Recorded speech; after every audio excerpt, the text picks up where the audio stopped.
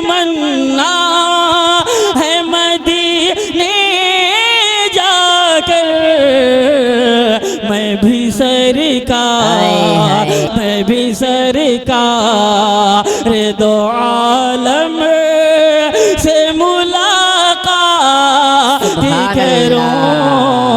مسلمانوں گھبراؤ مت، بہت جلدی گھبراتے ہو، بہت جلدی ڈرتے ہو۔ ڈرنا نہیں، جھجکنا نہیں، ہچکچانا نہیں۔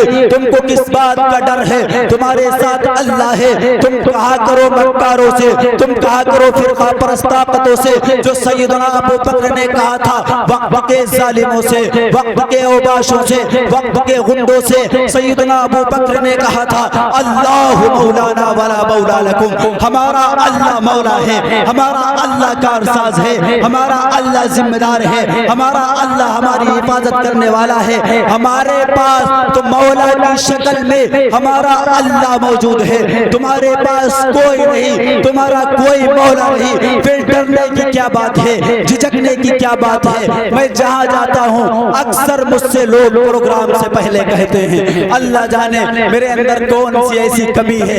اکثر لوگ کہتے ہیں مولانا صاحب ماحول ایسا چل رہا ہے، ذرا ایسے ویسے مت بولیے گا۔ آپ سمجھ گئے ہوں گے، کھل کے نہیں بتاؤں گا کیا کہتے ہیں۔ اکثر جگہوں پہ یہ کہا جاتا ہے کہ مولانا صاحب کھل کے مت بولیے گا، ماحول ایسا چل رہا ہے۔ ارے ماحول کے گولی مارو، تم ایمان والے ہو، ڈرتے کس سے ہو؟ جس دل مسلمانوں تمہارے دل میں اللہ کا ڈر پیدا ہو گیا، دنیا کی کوئی طاقت تمہارے سامنے کھڑی ہونے کی ہمت نہیں کر سکتی۔ کس سے ڈرتے ہو؟ کون ہے تمہیں مارنے والا؟ اللہ پر سے بھروسہ اٹھ گیا، اللہ پر سے یقین اٹھ گیا۔ ڈرو گے، بالکل ڈرو گے، کیونکہ تم جواری ہو چکے ہو، تم شرابی ہو چکے ہو، تم زانی ہو چکے ہو، تم دھوکے باز ہو چکے ہو، تم فریبی ہو چکے ہو۔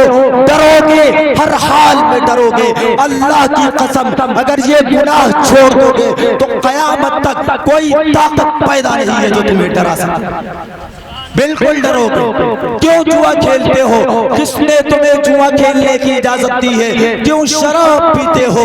یہی شراب ہے جس کے بارے میں اللہ کے نبی فرما رہے ہیں الخمر جماع الاثم، شراب کے قریب مت جانا، ہر برائی کی جڑ ہے، ہر برائی کی جڑ ہے۔ یہی سود ہے، یہی بیاض ہے، یہی دھوکہ دھڑی ہے، یہی پیمانی ہے جس کو اللہ کے نبی نے حجۃ الوداع میں اپنے پیروں تلے کچلا تھا۔ یہی زناکاری ہے جس کو اللہ کے نبی نے قرآن کے الفاظ میں اپنے امت کو یہ پیغام دیا تھا وَلَا تَقْرَبُوا الزِّنَا إِنَّهُ كَانَ فَاحِشًا وَسَاءَ سَبِيلًا۔ میرے ماننے والوں، مجھ سے محبت کرنے والوں، مجھ پر ایمان لانے والوں، زنا کے قریب مت جانا، بدترین بے حیائی ہے، بہت برا راستہ ہے۔ اللہ کے نبی کے احکامات کی خلاف ورزی کرو گے، نبی کی سنتوں کی دھجیاں اڑاؤ گے، واقعی تمہیں گنڈے ہی ماریں گے، تمہاری موت لنچنگ ہی ہوگی، تمہیں بھیڑے ہی ماریں گے، کیونکہ تمہارے پاس کچھ نہیں بچا۔ اگر کلمہ ہوتا تو اللہ کی قسم نبی کا یہ فرمان تمہاری نظروں کے سامنے گھومتا، تمہارے سامنے مظاہرہ ہوتا اس بات کا جس کو اللہ کے نبی نے بیان فرمایا تھا یا ایھا الناس قولوا لا الہ الا اللہ تفلحوا۔ اے لوگوں، اللہ کا کلمہ پڑھ لو، اس کی گواہی دے لو کہ ایشور کے سوا کوئی پوجا کے یوگیہ نہیں، ایشور کے سوا کوئی پرشنسا کے یوگیہ نہیں، ایشور کے سوا کوئی عبادت کے لائق نہیں، اللہ کے سوا کوئی اس لائق نہیں کہ اس کی معبودیت تسلیم کی جائے، اس کی بڑائی تسلیم کی جائے، اس کی کبریائی تسلیم کی جائے۔ اے لوگوں، اگر یہ یقین تمہارے دلوں میں پیدا ہو گیا تو تم کامیاب ہو جاؤ گے۔ اللہ کے نبی نے فرمایا کلمۃ تقولونھا تملکون العرب بھا والعجم، یہ کلمہ جو ہم لے کر کے آئے ہیں اگر تم نے اس کے مطالبات پورے کر دیے، تم اس پر 100% عمل کرنے والے بن گئے تو عرب و عجم تمہارے گھٹنوں میں گریں گے۔ یہ نبی کا فرمان ہے، یہ اللہ کا فرمان ہے، یہ اللہ تبارک و تعالیٰ نے اپنی نبی کی زبان کے ذریعے سے یہ وعدے فرمائے ہیں۔ مسلمانوں آج یہ سارے وعدے تم بھول چکے ہو، آج علم سے تم کوسوں دور ہو چکے ہو، تمہیں اپنے پیٹ کی پڑی ہے۔ مجھے حیرانی ہوتی ہے، ایک مسلمان شادی کرتا ہے، ایک لاکھ کے میرج ہال بک کرتا ہے، یہ میرج ہال بنانے والے بھی مسلمان ہیں، اتنے بے غیرت مسلمان ہیں، ان کو کیا اللہ کے نبی یہ سکھا کر کے گئے تھے کہ تم میرج ہال بنانا؟ نہیں، اللہ کی قسم یہ سکھا کر کے تمہیں نہیں گئے تھے۔ اللہ کے نبی صلی اللہ علیہ وسلم نے انسانیت کی ہدایت کے لیے، انسانیت کو اقبال مندی تک پہنچانے کے لیے، انسانیت کو کامیاب بنانے کے لیے مدرسے کی بنیاد رکھی تھی، اسکول کی بنیاد رکھی تھی۔ جب اللہ کے نبی کے پاس حکومت نہیں تھی،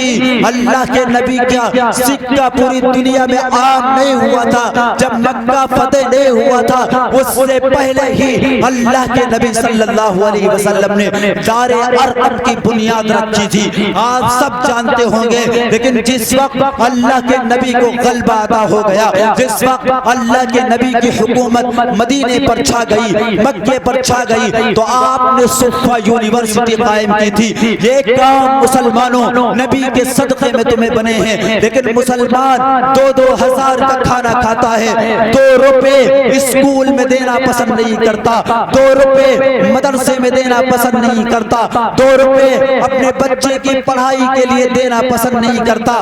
اگر وہ کہیں پڑھائی کے لیے بھیجتا بھی ہے تو چاہتا ہے کہ فری میں کام بن جائے، زکوٰۃ کھلاتا ہے۔ جو انسان مستحق ہے اس کا مسئلہ الگ ہے، اس کو چھوڑ دیجئے، لیکن اللہ کی قسم جو انسان مستحق نہیں ہے، زکوٰۃ آپ دینے والے ہیں، آپ صاحب نصاب ہیں، اس کے باوجود آپ کا بچہ مدرسے میں پڑھتا ہے، زکوٰۃ کھاتا ہے، خدا کی قسم حرام کھاتا ہے۔ جو عالم حرام کھا کر کے عالم بنا ہو، آپ بتائیے وہ خاک انسانیت کی رہنمائی کرے گا، وہ خاک امت کی رہنمائی کرے گا؟ اس کی تو گھٹی میں، اس کے تو رگ و ریشے میں حرام کا لقمہ پہنچ چکا ہے۔ آپ سب جانتے ہوں گے، مفکر اسلام سید ابو الحسن علی ندوی رحمت اللہ علیہ کو پوری دنیا جانتی ہے، پوری دنیا ان کے علم کو سلام کرتی ہے، پوری دنیا ان کی مقبولیت کو سلام کرتی ہے۔ بڑے بڑے عرب کے بادشاہوں نے مولانا علی میاں صاحب کے سامنے گھٹنے ٹیکے ہیں۔ یہ مولانا علی میاں صاحب کی ذات ہے۔ مولانا سے سوال کیا گیا کہ حضرت کون سی چیز ہے جو آپ کی مقبولیت کی وجہ بنی؟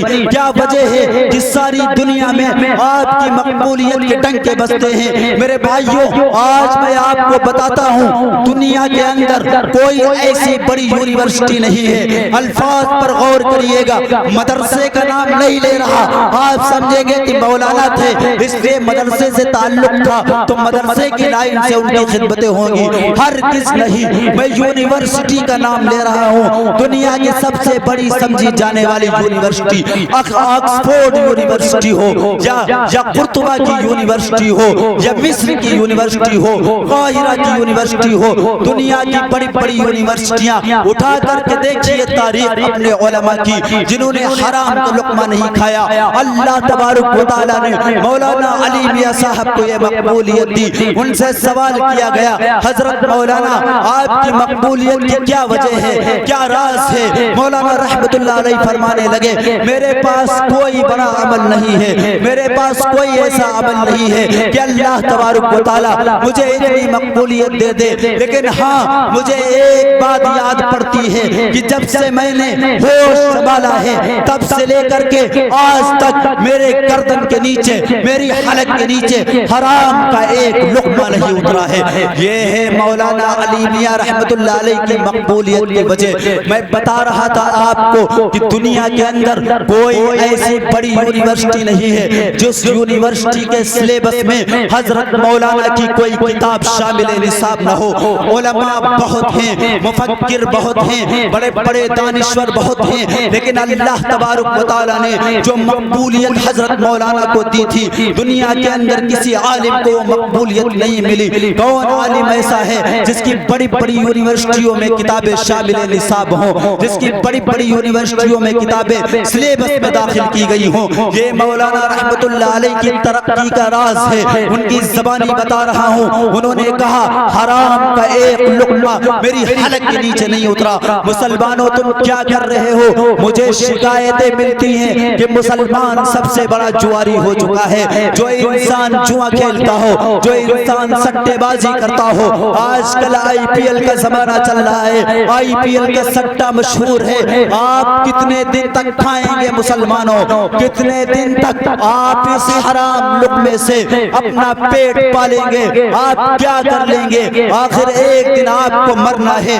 اللہ تبارک و تعالیٰ کے سامنے آپ کو کھڑے ہونا ہے. اللہ تبارک و تعالیٰ کو اپنا منہ دکھانا ہے. اگر آپ حرام کاری کرتے رہے, اگر آپ حرام خوری کرتے رہے, اگر آپ حرام کھاتے رہے, اگر آپ زنا کرتے رہے, اگر آپ شراب پیتے رہے, اگر آپ لوگوں کو دھوکہ دیتے رہے, تو اگرچہ ہو سکتا ہے کہ آپ ہلکی سی دنیا میں دولت کما لیں, آپ ہلکے سے مالدار بن جائیں, آپ کی لوگوں میں دکھاوٹ میں عزت ہو جائے, آپ کا احترام ہو جائے, لیکن اللہ کی بارگاہ میں آپ کی کوئی عزت نہیں ہوگی. آپ کو دھکے مار کے نکالا جائے گا, آپ کی وہاں بے عزتی ہوگی. مسلمانوں اس بے عزتی کو سہ نہیں سکو گے, اس بے عزتی کو برداشت نہیں کر سکو گے, کیونکہ پہلے انسان سے لے کر کے آخری انسان تک کا سارا مجمع حشر میدان میں جمع ہوگا. وہاں پر تمہاری پیشی ہوگی, وہاں پر تمہارا کیس لڑا جائے گا.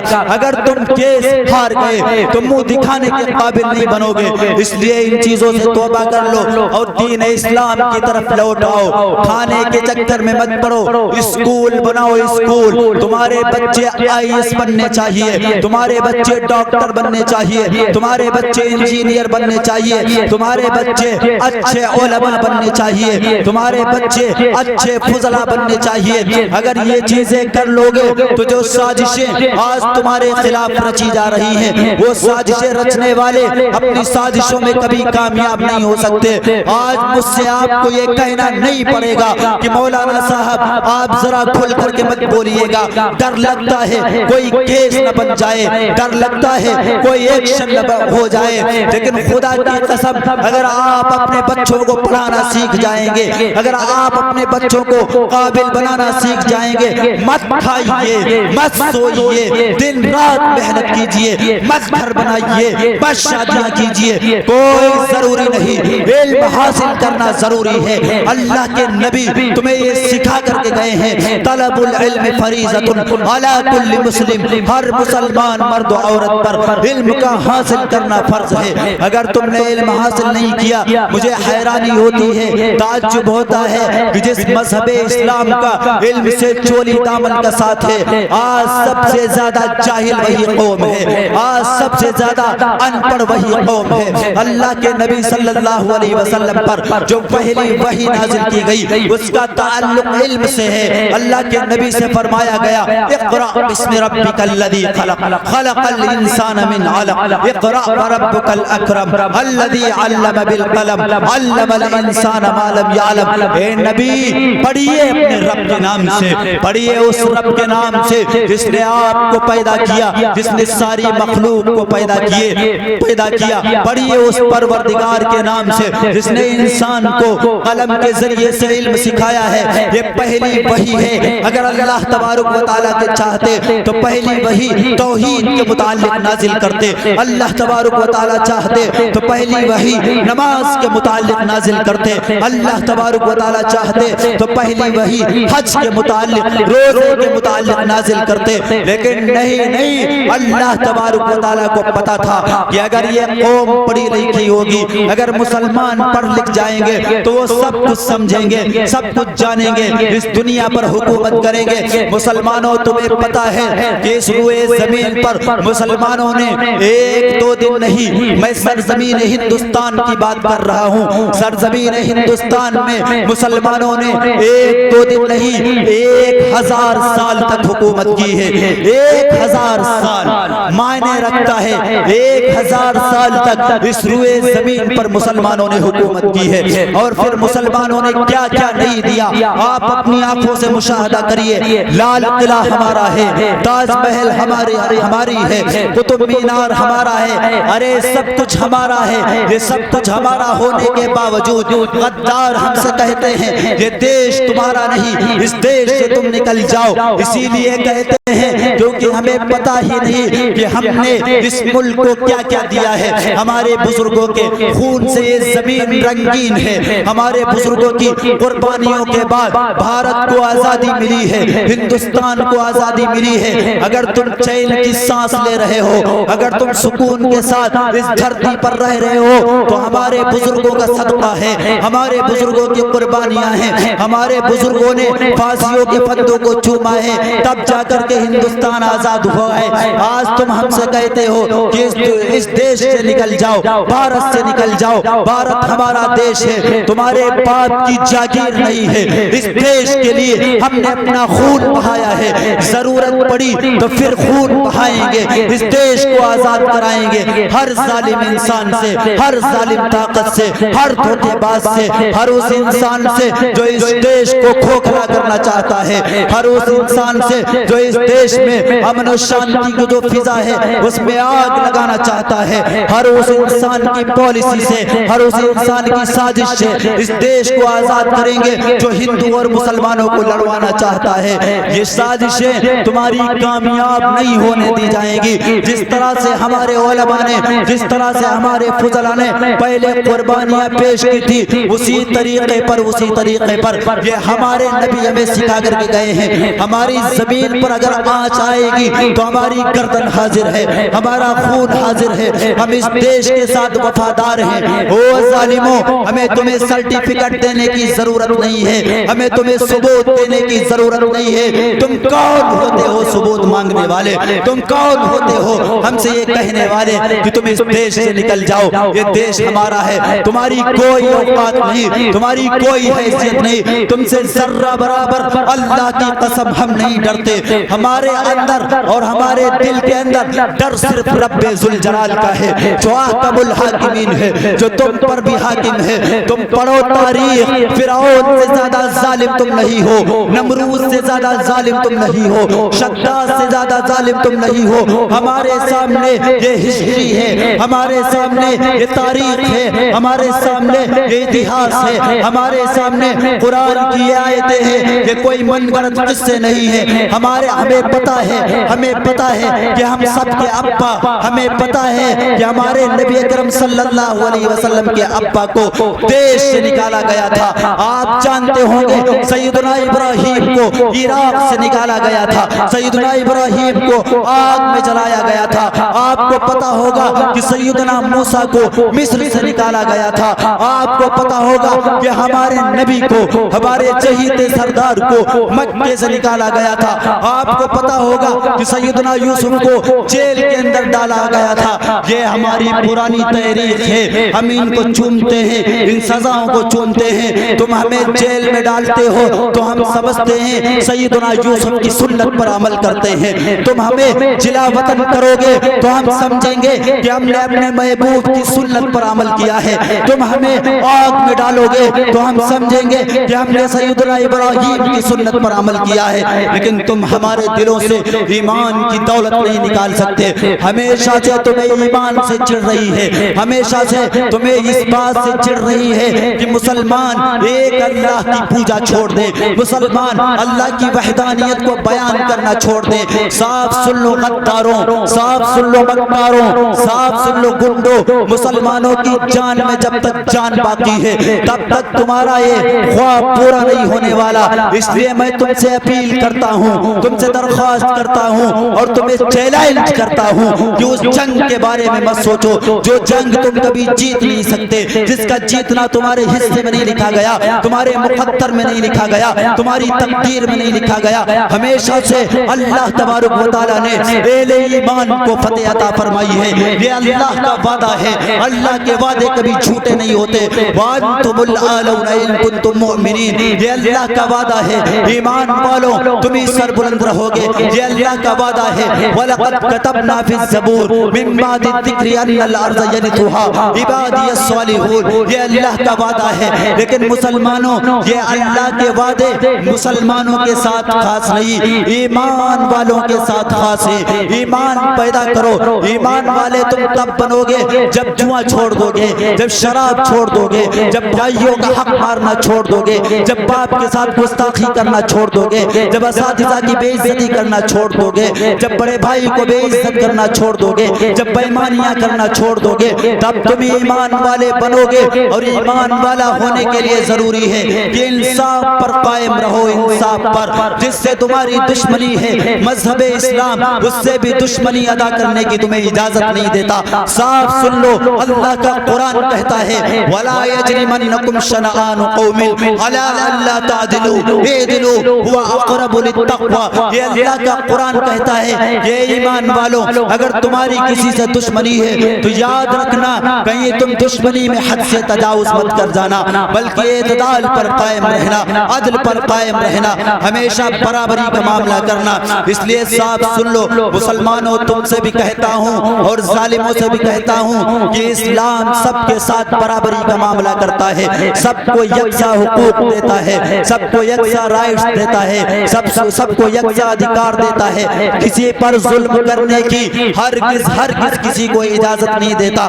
کوئی یہ نہ سمجھے کہ ہم پاور میں آ جائیں گے تو ہم غیر مسلموں کو پیس کر رکھ دیں گے۔ اللہ کی قسم اگر تمہارا یہ خواب ہے تو خدا کے وہاں تمہاری پکڑ ہو جائے گی۔ مذہب اسلام نے ہر ایک کے ساتھ عدل کرنے کا تمہیں ادھیکار دیا ہے، عدل کرنے کی تمہیں تعلیم دی ہے، اور اس سرزمین پر مسلمان بادشاہوں نے یہی کیا ہے۔ اورنگزیب عالمگیر رحمت اللہ علیہ کی تاریخ اٹھا کر کے دیکھو، انہوں نے شکنتلا دیوی کے ساتھ انصاف کیا تھا۔ جب ایک ابراہیم خان نام کے انسپیکٹر نے شکنتلا دیوی کے ساتھ زیادتی کرنا چاہی تھی، اس کی عزت لوٹنی چاہی تھی، اور شکنتلا دیوی نے جو ایک پنڈت کی بیٹی تھی، ایک رشی کی بیٹی تھی، ایک منی کی بیٹی تھی، ایک سنت اور مہنت کی بیٹی تھی، شکنتلا دیوی نام تھا، بہت خوبصورت تھی۔ ان کے ساتھ ابراہیم خان نے جو اورنگزیب عالمگیر رحمت اللہ علیہ کا کوتوال تھا، اس نے زیادتی کرنا چاہی، اس نے ان کی عزت لوٹنی چاہی۔ شکنتلا دیوی نے اورنگزیب عالمگیر رحمت اللہ علیہ سے اس کی شکایت کی، اورنگزیب عالمگیر رحمت اللہ علیہ نے فوراً ایکشن لیا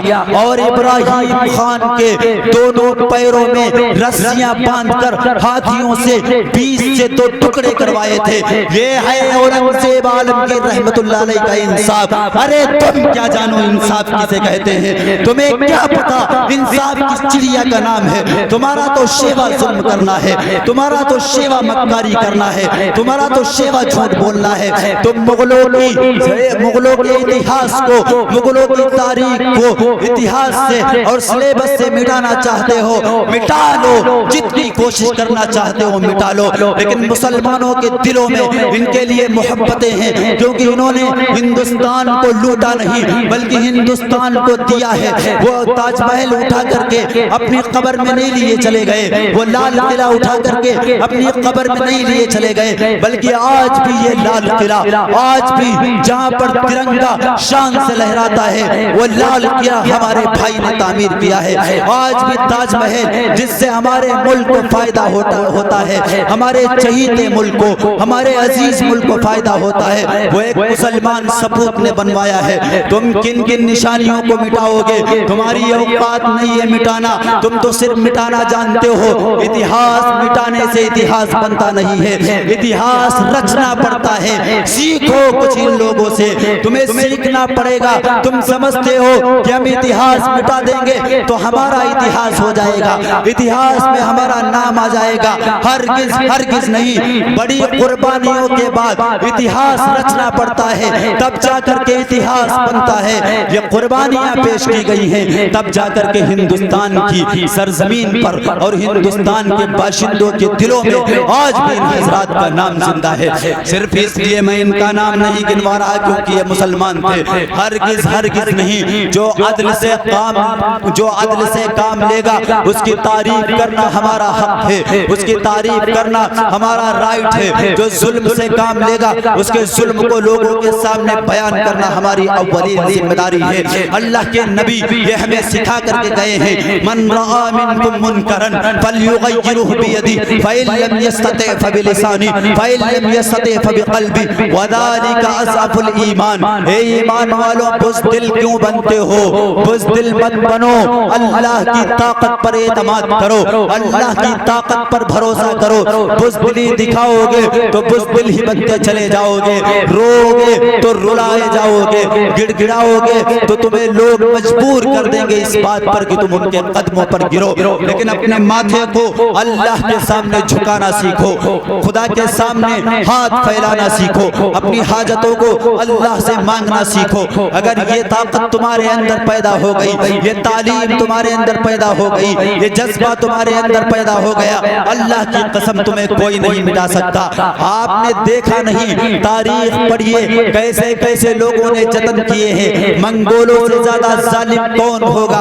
انہوں نے کیا کیا جتن نہیں کیے کہ کسی طرح سے مسلمانوں کو اور اسلام کو اس دنیا سے نیست و نابود کر دیا جائے، اس کو مٹا دیا جائے، اس کو ختم کر دیا جائے۔ لیکن ان کی ایک نہ چلی، اور کیسے چلتی؟ مدعی لاکھ برا چاہے تو کیا ہوتا ہے؟ وہی ہوتا ہے جو منظور خدا ہوتا ہے۔ اللہ کو جو منظور ہے اس کو کوئی ٹال نہیں سکتا۔ اللہ تبارک و تعالیٰ کے احکامات ازلی ہیں، اللہ تبارک و تعالیٰ کے فرمان ازلی ہیں۔ اس لیے میرے بھائیوں، میں آپ سے ہاتھ جوڑ کر کے گزارش کرنا چاہتا ہوں کہ اسلام پر آ جائیے، اسلام پر جینا سیکھیے، اسلام پر مرنا سیکھیے۔ کتنے دن آپ موج کر لیں گے، کتنے دن آپ مزے اڑا لیں گے، کتنے دن آپ حرام کھا لیں گے، کتنے دن آپ جوا کھیل لیں گے اور شراب پی لیں گے، آخر آپ کو اللہ کی بارگاہ میں جانا ہے۔ اگر یہ دنیا کی مختصر زندگی، آج کل مشکل سے لوگوں کی 60 سال کی عمر ہوتی ہے، بہت کم لوگ ایسے ہوتے ہیں جو 60 سال سے تجاوز کریں، اکثر لوگ 60 سال کے اندر اس دنیا سے چل بستے ہیں۔ تو آپ 60 سال تک مزہ مار لیں گے، پھر اس کے بعد اگر آپ کی زندگی گناہوں سے لطپت ہے، آپ کی زندگی گندگیوں میں گزری ہے، تو پھر اللہ تبارک و تعالیٰ کو کیا منہ دکھائیں گے؟ نبی اکرم صلی اللہ علیہ وسلم کو کیا منہ دکھائیں گے؟ فائدے مند بنیے، فائدے مند۔ اللہ تبارک و تعالیٰ نے امت محمدیہ کو انسانیت کے فائدے کے لیے پیدا کیا ہے۔ قرآن میں اس کو اللہ تبارک و تعالیٰ نے بیان فرمایا، کنتم خیر امت اخرجت للناس تأمرون بالمعروف وتنہون عن المنکر وتؤمنون باللہ۔ تمہیں اسی لیے پیدا کیا گیا ہے تاکہ تم معروفات کا حکم دو، تمہیں اسی لیے پیدا کیا گیا ہے تاکہ تم ترقی کی باتوں کو لوگوں کو سکھلاؤ، بتاؤ۔ مسلمانوں نے یہی کیا ہے۔ مسلمان تم اپنی تاریخ کو بھول گئے ہو، اس تاریخ کو، اتہاس کو اور اس زمین کو، اس دنیا کو، اس انسانیت کو مسلمانوں نے کیا کچھ نہیں دیا ہے۔ آج جو تم یہ دیکھتے ہو کہ آسمانوں میں پلین اڑتے ہیں، یہ کس نے دیا ہے؟ کبھی تم نے سوچنے کی کوشش کی؟ کبھی تم نے جاننے کی کوشش کی؟ آج جو پلین اڑتے ہیں، آج جو آپ ہوائی سفر کرتے ہیں، آج جو آپ اپنی زمین سے اٹھ کر کے مکہ مکرمہ تک کے سفر کے لیے پلین کا استعمال کرتے ہیں، اس کو دینے والا کوئی اور نہیں، آپ کا بھائی عباس بن فرناس ہے۔ عباس بن فرناس نے پلین کی ایجاد کی۔ عباس بن فرناس کے صدقے اور طفیل میں سائنس کو یہ پتا چلا، ٹیکنالوجی کو یہ پتا چلا کہ انسان بھی اڑ سکتا ہے۔ آپ کے سامنے جو ایک کیمرہ لگا ہوا ہے، بہت سے لوگ ایسے ہیں جو چشمہ لگائے ہوئے ہیں، آپ کو پتا ہے اس کا فاؤنڈر کون ہے، آپ کو پتا ہے اس کو دینے والا کون ہے؟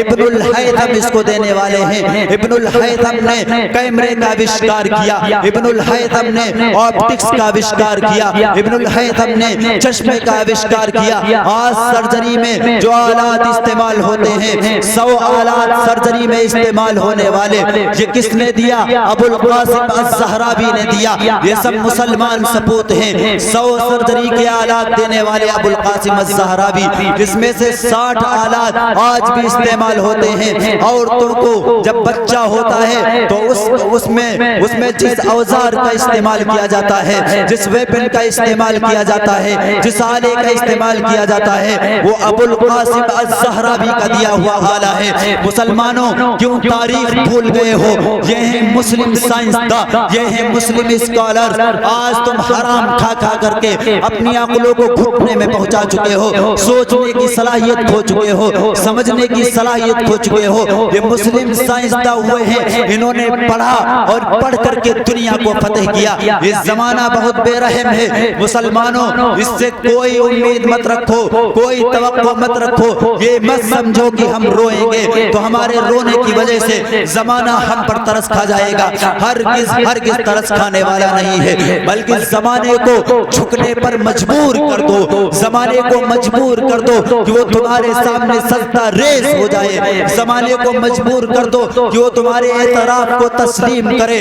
دیکھا نہیں عبدالکلام کو، کون نہیں جانتا اے پی جے عبدالکلام کو؟ یہ مسلمان سپوت ہیں، ہندوستان کو، بھارت کو میزائل دینے والا ہمارا بھائی ہے، ہمارا سپوت ہے، ہمارے اے پی جے عبدالکلام ہے۔ میں کہتا ہوں جو وطن کے جھوٹے اور مکار ٹھیکیدار بنے پھرتے ہیں، جو کہتے ہیں کہ جاؤ چلے جاؤ ہندوستان کو چھوڑ کر کے، ہمت ہوتی تو میزائل بنا کر کے دکھاتے۔ اس کے لیے ہمارے ہی بھائی کی ضرورت پڑی، ہمارے ہی بھائی کے سامنے تم نے سجدہ کیا، ہمارے ہی بھائی کے پیروں تلے تم گرے۔ یہ ہیں مسلمان، مسلمانوں نے کیا کچھ نہیں دیا ہے، گنانے پہ آ جائیں تو یہ راتیں چھوٹی پڑ جائیں گی، یہ زندگی چھوٹی پڑ جائے گی۔ یہ سب کچھ دینے والے مسلمان ہیں۔ اس لیے مسلمانوں پھر سے اپنے گھروں میں ایسے سپوت پیدا کرو، پھر سے اپنے گھروں میں ایسے بچے پیدا کرو جو سائنس میں آگے بڑھیں، جو ٹیکنالوجی میں آگے بڑھیں، جو دنیا کو فتح کرنے کا جذبہ رکھے۔ مذہب اسلام نے یہی کیا ہے، ایسے ہی نہیں ساری دنیا مذہب اسلام کی گرویدہ بن گئی۔ آج بھی آپ گوگل پر سرچ کر کے دیکھ لیجئے، آج بھی آپ کو ملے گا کہ اس دنیا میں سب سے زیادہ تیز رفتار کے ساتھ اگر بڑھنے والا کوئی مذہب ہے تو مذہب اسلام ہے۔ یہی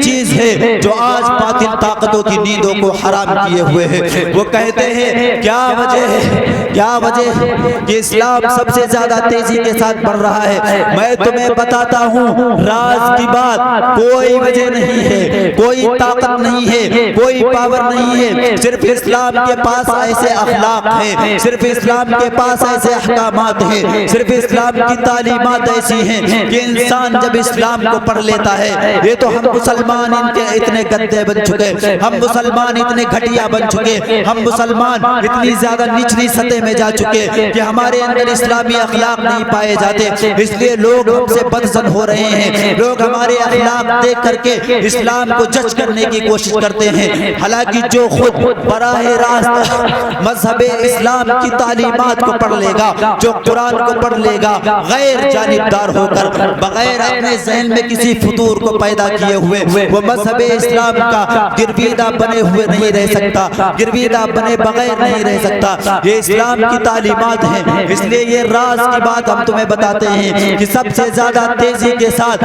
اسلام اس لیے بڑھ رہا ہے کیونکہ اسلام کے پاس انسانیت ہے، اسلام کے پاس مانوتا ہے، اسلام کے پاس ہیومینٹی ہے۔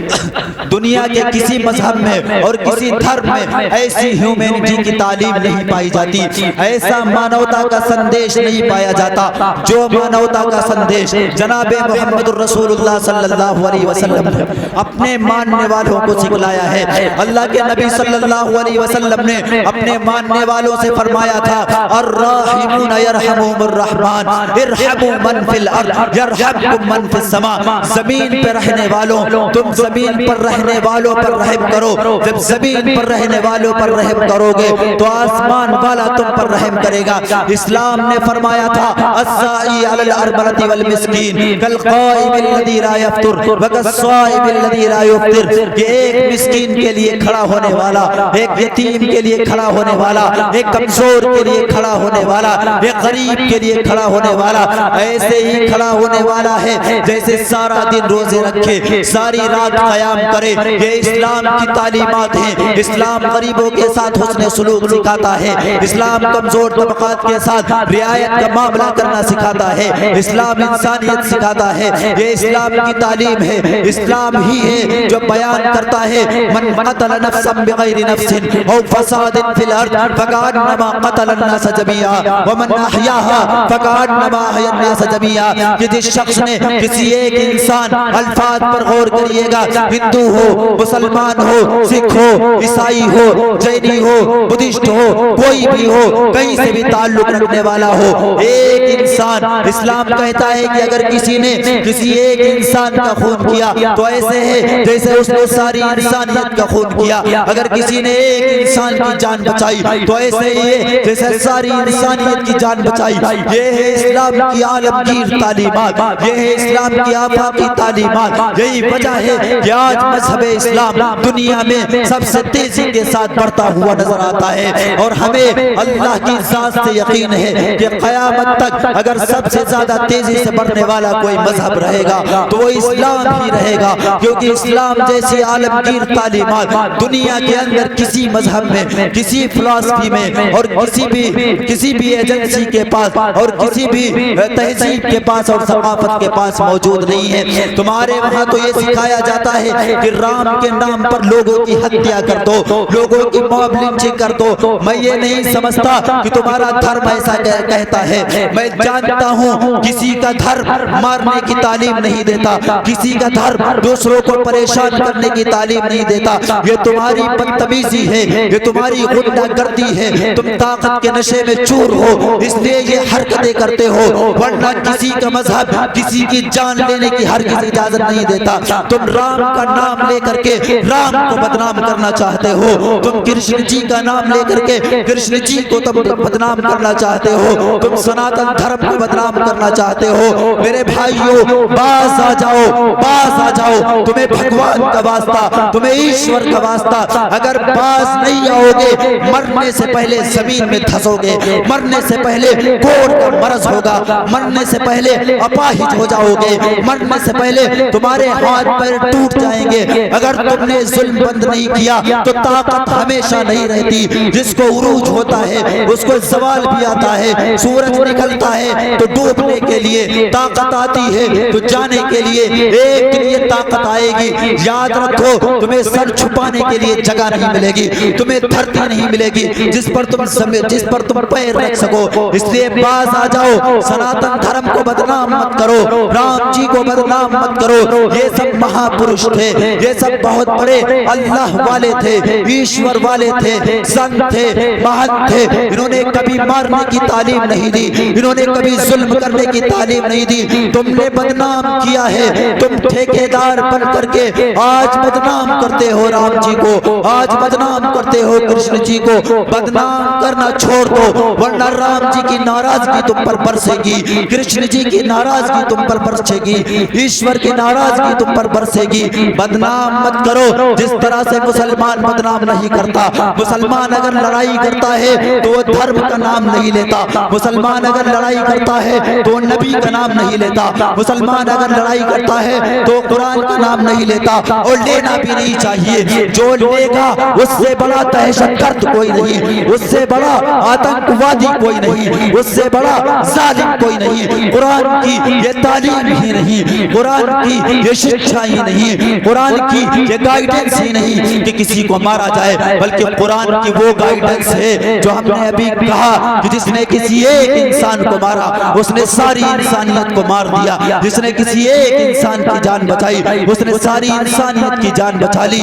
یہ قرآن ہے، یہ نبی کا فرمان ہے، یہ مذہب اسلام ہے۔ اس لیے مسلمانوں تمہاری ذمہ داری ہے، آج یہ مانوتا کا سندیش آپ کو جو سکھایا گیا ہے، اس مانوتا کے سندیش کو ہر انسان تک پہنچا دیجئے، ہر کچے اور پکے مکان تک پہنچا دیجئے، ہر فرد بشر تک پہنچا دیجئے، ہر انسان تک پہنچا دیجئے۔ سب کو بتائیے لا الہ الا اللہ کا مطلب کیا ہے، سب کو بتائیے اسلام کا مطلب کیا ہے، سب کو بتائیے نبی کے اخلاق، سب کو بتائیے قرآن کی تعلیمات۔ یہ آپ کی ذمہ داری ہے۔ اگر آپ نے اسلام کا تعارف ڈھنگ پر نہیں کروایا تو اللہ کی قسم آپ کی پکڑ ہوگی، کیونکہ اللہ نے نبی اکرم صلی اللہ علیہ وسلم کی ختم نبوت کے صدقے اس امت پر یہ فریضہ عائد کیا ہے کہ اللہ کے نبی کی ہر تعلیمات جن جن تک پہنچانی ہے، اللہ کے نبی کے ہر اخلاق ہر انسان تک پہنچانے ہیں۔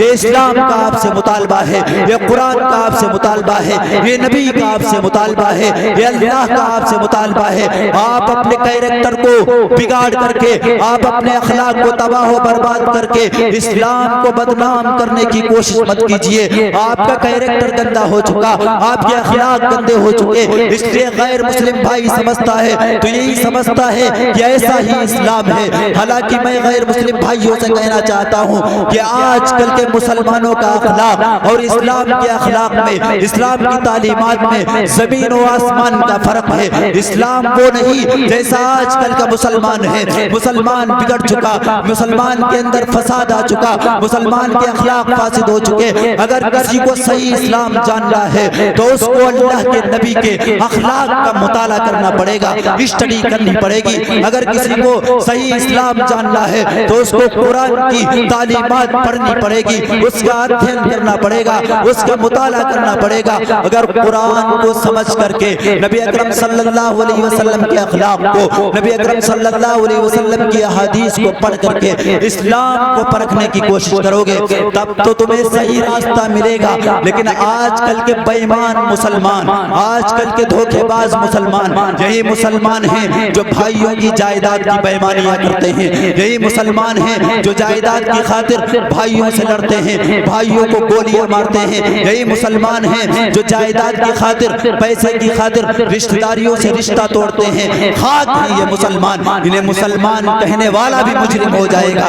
مسلمان ایسے نہیں تھے، مسلمان وہ تھے جن کے درمیان اللہ کے نبی نے مواقعات قائم کروائی تھی۔ انصار و مہاجر مسلمان تھے جن کے درمیان کوئی خونی رشتہ نہیں تھا، لیکن اس کے باوجود انگریز ہسٹورینز نے اس بات کا اعتراف کیا ہے کہ وہ مواقعات، وہ بھائی چارہ جو اللہ کے نبی نے انصار و مہاجرین کے درمیان قائم کیا تھا، ویسی مواقعات، ویسا بھائی چارہ دنیا کا کوئی قانون آج تک پیش نہیں کر سکا، دنیا کا اتہاس آج تک اس کی مثال نہیں پیش کر سکا۔ اس لیے میرے بھائیوں، آپ سے بھی کہتا ہوں، غیر مسلموں سے بھی کہتا ہوں کہ وہ اسلام کو قرآن کی روشنی میں سمجھنے کی کوشش کریں، وہ اسلام کو نبی اکرم صلی اللہ علیہ وسلم کے اخلاق کی روشنی میں سمجھنے کی کوشش کریں۔ اگر ان چیزوں کی روشنی میں سمجھنے کی کوشش کریں گے تبھی ان کے دماغ میں اسلام گھسے گا، تبھی انہیں سمجھ آئے گا کہ حقیقی اسلام کیا ہے اور آج کل کے مسلمانوں کا اخلاق کیا ہے۔ اس لیے میرے بھائیوں، اگر آپ اسلام کا فائدہ کروانا چاہتے ہیں تو آپ سچے پکے مسلمان بنیے، ورنہ آپ سے اسلام بدنام ہو رہا ہے، کوئی فائدہ نہیں ہو رہا ہے۔ سچے پکے مسلمان بنیے، یہ گناہ چھوڑیے جو آپ کرتے ہیں اور غیر مسلم دیکھتے ہیں تو وہ اسلام کو جج کرتے ہیں، یہ گناہ چھوڑیے۔ اور دوسری بات، اپنے بچوں کو پڑھائیے، ہر حال میں کمر کس لیجئے کہ ہر حال میں اپنے بچوں کو ہم پڑھائیں گے۔ اگر نہیں آپ پڑھائیں گے تو آج کے جو حالات ہیں اس سے بدتر حالات ہو جائیں گے۔ میں کوئی بہت بڑا بزرگ نہیں، کوئی بہت بڑا اللہ کا ولی نہیں ہوں کہ آپ کو پہلے سے پیشن گوئی کر رہا ہوں، پیشن گوئی کرنا بڑے علماء کے کام ہے، لیکن میں تجربات کی روشنی میں یہ کہہ رہا ہوں کہ یہ امت جہاں بہت سے اسباب ہیں زوال کے، وہاں ایک بہت بڑی وجہ یہ بھی ہے کہ یہ امت ان پڑھ ہوتی جا رہی ہے۔ اس لیے اپنے بھائیوں کو پڑھائیے اور ان کا گھر میں برین باش کریے۔ سب سے پہلے گھر میں انہیں اچھے اخلاق سے آراستہ کریے، انہیں بتائیے نبی کیا ہے، اخلاق کیا ہے، اور اس سے بھی بڑھ کے بعد گھر کی عورتوں کو دین دی چاہیے۔ ان کے لیے اجتماع کا انعقاد کیجئے، ہر مہینے میں کم از کم 2-3 بار گاؤں کی خواتین میں ایک بیان ضرور اصلاحی ہونا چاہیے۔ کہ کوئی عورتیں پڑھی لکھی ہوں گی، نسلیں تبھی آپ کی سمجھدار پیدا ہوں گی۔ وقت بہت ہو چکا ہے ورنہ آپ کو 1-2 مثالیں بھی دیتا، اس لیے آپ سے اپیل کر رہا ہوں کہ اپنی گھر کی عورتوں کو سمجھائیے، بجھائیے کہ آپ کی نسلوں کی صحیح پرورش کریں اور سب سے پہلے ان میں دین پیدا کریں۔ آپ دیکھ رہے ہیں کتنی ہماری بہنیں ہیں جو غیروں کے ساتھ شادیاں رچا رہی ہیں، کتنے افسوس کی بات ہے کہ وہ ہلکے سے پیار بھی مت کہیے، دھوکے کے چکر میں پڑ کر کے اسلام کا سودا کر رہی ہیں، غیرت مر چکی۔ کتنی اتنی بے حیا ہو چکی ہے کہ وہ ہلکے سے نفع کے چکر میں، اور اللہ کی قسم یہ عورتیں بے انتہا ذلیل ہوتی ہیں۔ آپ کو سوشل میڈیا پر ویڈیوز مل جائیں گے، جو عورتیں ایسی حرکتیں کرتی ہیں کہ غیروں کے ساتھ جا رہی ہیں، بے انتہا بعد میں ذلیل ہوتی ہیں، کیونکہ یہ چند دن کا بھوت ہوتا ہے، جیسے ہی اترتا ہے سیوا سماپت ہو جاتی ہے۔ اس لیے سب سے پہلے دین سمجھائیے، ان کے دلوں میں کفر اور شرک کی نفرت بٹھائیے۔ اگر کفر اور شرک کی نفرت بیٹھ گئی اور توحید کا یقین اور اس کے بعدوں کا یقین ان کے دلوں میں پیدا ہو گیا، تو پھر دنیا کی کوئی طاقت ایسی نہیں ہے جو آپ کی نسلوں کو بے ایمان بنا سکے، آپ کی نسلوں کو غیر ایمان والا بنا سکے۔ دعا ہے کہ اللہ تعالی ہم سب کو کہنے سے زیادہ عمل کی توفیق عطا فرمائے۔ وآخر دعوانا الحمدللہ رب العالمین۔